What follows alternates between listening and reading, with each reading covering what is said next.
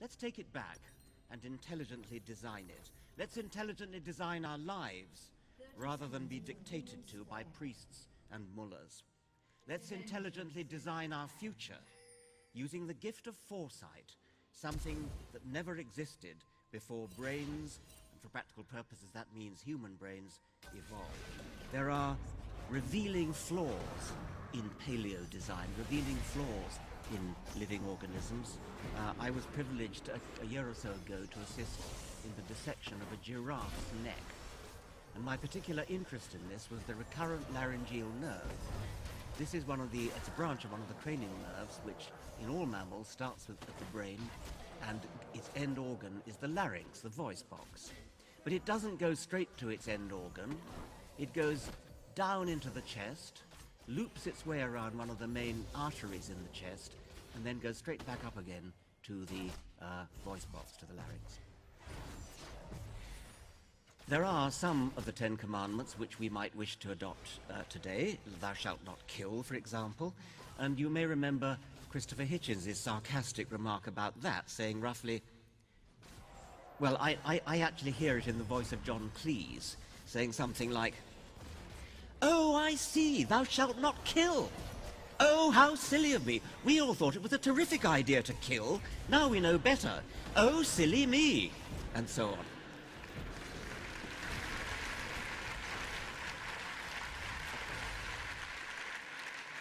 So anybody who's ever read the Old Testament will not want to get their morals from it. And it's not just the Old Testament.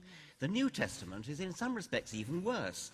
The odious doctrine of the redemption of sins by Jesus would be allowed to assist God.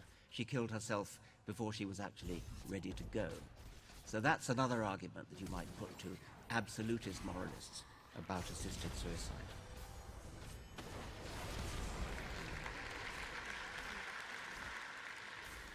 More controversially, and perhaps controversially here, might we one day intelligently design ourselves or our children? What about designer babies? Well, for centuries we've been intelligently designing cabbages, Brussels sprouts and kohlrabi and cauliflower and kale. These are all artificially selected modifications of one wild species, Brassica oleracea, the wild cabbage, and similar things have been done with dogs. Who would have thought that a Pekingese is a wolf? But it's a modified wolf, modified by human design, by, if not exactly intelligent design, something approaching it. Like this, about that. Positive eugenics is more of a problem. Positive eugenics would be the choice. You go to a doctor and you say, "Doctor, I would like to have a brilliant musician for a child, or a brilliant mathematician, or a brilliant high jumper, or a fair-haired, blue-eyed Aryan."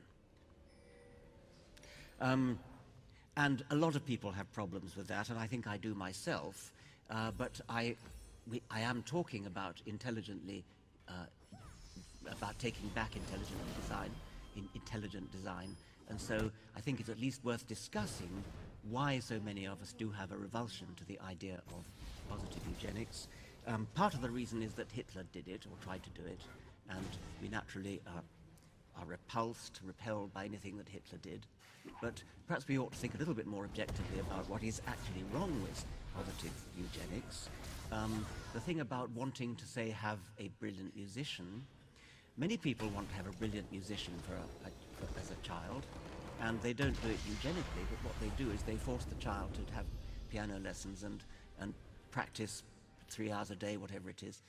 So they do it educationally.